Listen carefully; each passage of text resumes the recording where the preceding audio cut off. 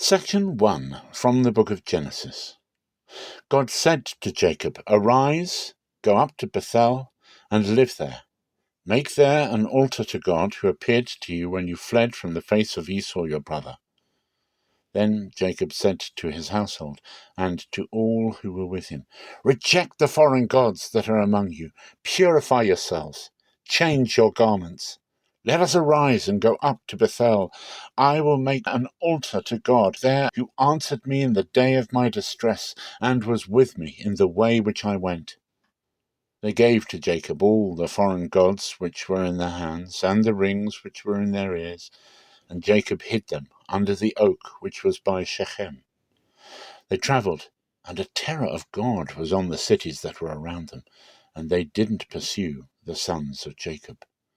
So Jacob came to Luz, that is Bethel, which is in the land of Canaan, he and all the people who were with him. He built an altar there, and called the place El Bethel, because there God was revealed to him when he fled from the face of his brother.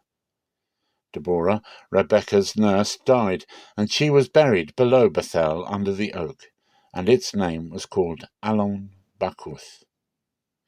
God appeared to Jacob again when he came from Padan Aram and blessed him. God said to him, "Your name is Jacob. Your name shall not be Jacob any more, but your name will be Israel." He named him Israel. God said to him, "I am God Almighty. Be fruitful and multiply. A nation and a group of nations will come from you, and kings will come out of your body. The land which I gave to Abraham and Isaac, I will give it to you, and to your offspring after you I will give the land." God went up from him in the place where he spoke with him. Jacob set up a pillar in the place where he spoke with him, a pillar of stone. He poured out a drink offering on it and poured oil on it. Jacob called the name of the place where God spoke with him Bethel. Section 2 from the first book of Samuel. When they had come down from the high place into the city, he talked with Saul on the housetop.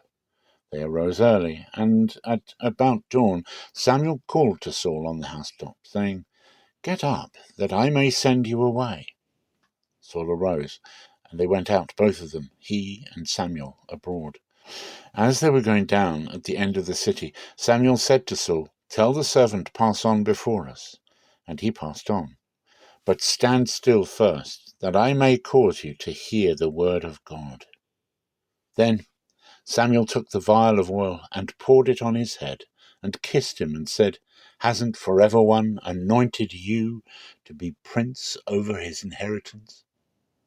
When you have departed from me today, then you shall find 2 men by Rachel's tomb, in the border of Benjamin at Zelzah, and they will tell you, 'The donkeys which you went to seek have been found, and behold, your father has stopped caring about the donkeys, and is anxious for you, saying, What shall I do for my son?'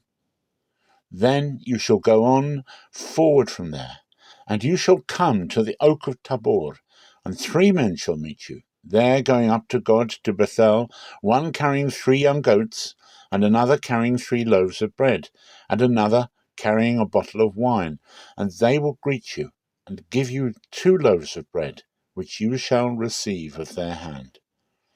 After that you shall come to the hill of God, where the garrison of the Philistines is.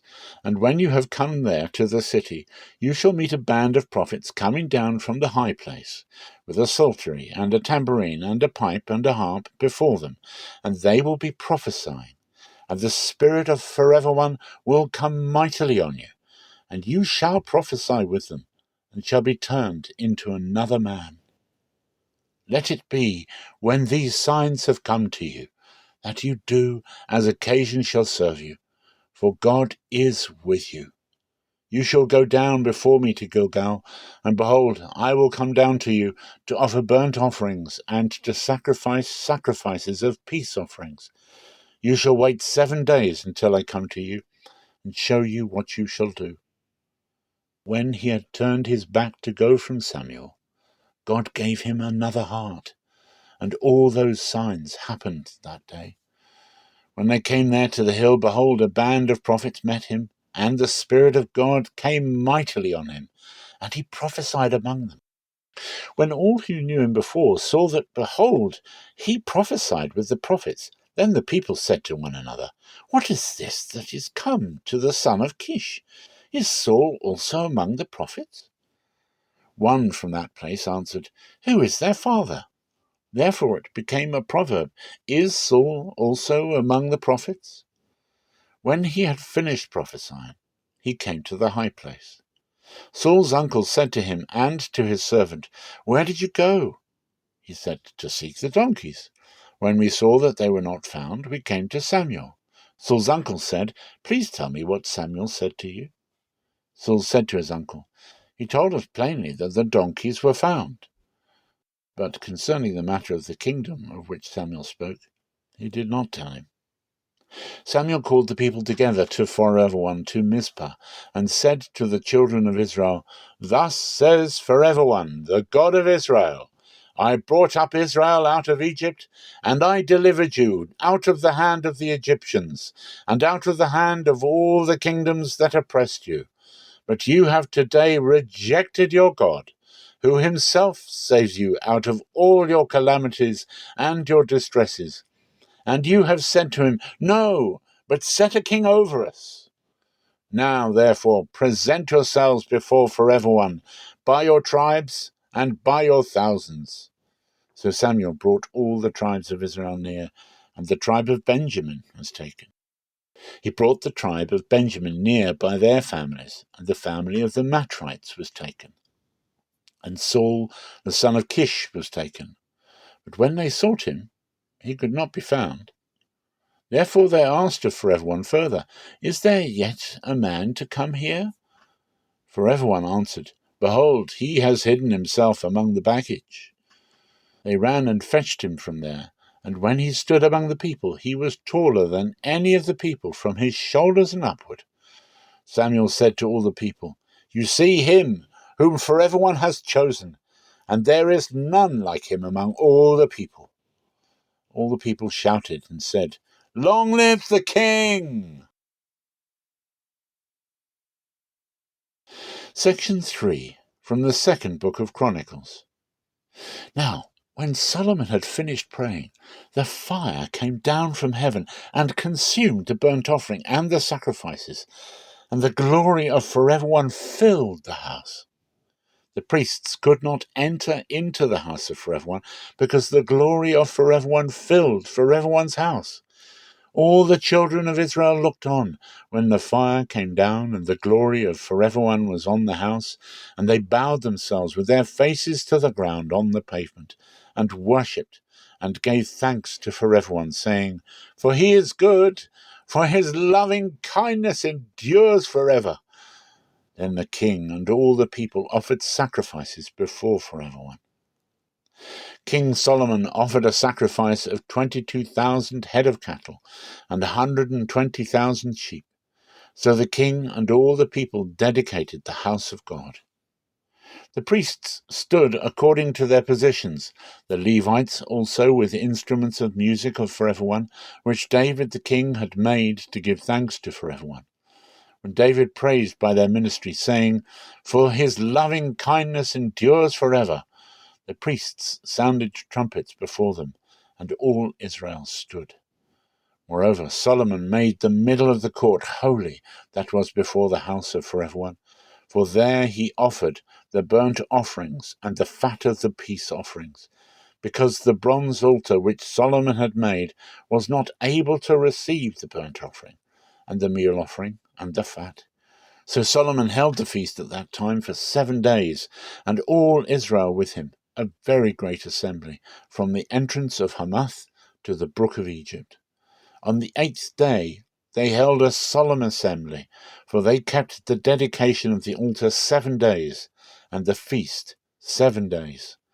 On the 23rd day of the 7th month he sent the people away to their tents, joyful and glad of heart for the goodness that forever had shown to David, and to Solomon, and to Israel his people. Thus Solomon finished the house of forever and the king's house, and he successfully completed all that came into Solomon's heart to make in the house of forever and in his own house. Section 4, from the book of Mark. The apostles gathered themselves together to Jesus, and they told him all things, whatever they had done, and whatever they had taught. He said to them, "You come apart into a deserted place, and rest a while." For there were many coming and going, and they had no leisure so much as to eat. They went away in the boat to a deserted place by themselves. They saw them going, and many recognized him, and ran there on foot from all the cities. They arrived before them and came together to him. Jesus came out, saw a great multitude, and he had compassion on them, because they were like sheep without a shepherd, and he began to teach them many things. When it was late in the day, his disciples came to him and said, "This place is deserted, and it is late in the day. Send them away, that they may go into the surrounding country and villages, and buy themselves bread, for they have nothing to eat." But he answered them, "You give them something to eat." They asked him, "Shall we go and buy 200 denarii worth of bread, and give them something to eat?" He said to them, "How many loaves do you have? Go see." When they knew, they said, 5, and 2 fish. He commanded them that everyone should sit down in groups on the green grass. They sat down in ranks by hundreds and by 50s. He took the 5 loaves and the 2 fish, and looking up to heaven, he blessed and broke the loaves, and he gave to his disciples to set before them, and he divided the 2 fish among them all. They all ate and were filled. They took up 12 baskets full of broken pieces and also of the fish. Those who ate the loaves were 5,000 men. Immediately he made his disciples get into the boat and go ahead to the other side, to Bethsaida, while he himself sent the multitude away. After he had taken leave of them, he went up the mountain to pray. When evening had come, the boat was in the middle of the sea, and he was alone on the land. Seeing them distressed in rowing, for the wind was contrary to them, about the 4th watch of the night, he came to them, walking on the sea. And he would have passed by them, but they, when they saw him walking on the sea, supposed that it was a ghost, and cried out. For they all saw him, and were troubled. But he immediately spoke to them, and said to them, "Cheer up, it is I, don't be afraid." He got into the boat with them, and the wind ceased. And they were very amazed among themselves, and marveled, for they hadn't understood about the loaves, but their hearts were hardened. When they had crossed over, they came to land at Gennesaret, and moored to the shore. When they had come out of the boat, immediately the people recognized him, and ran around that whole region, and began to bring those who were sick on their mats to where they heard he was. Wherever he entered, into villages or into cities or into the country, they laid the sick in the marketplaces, and begged him that they might just touch the fringe of his garment, and as many as touched him were made well.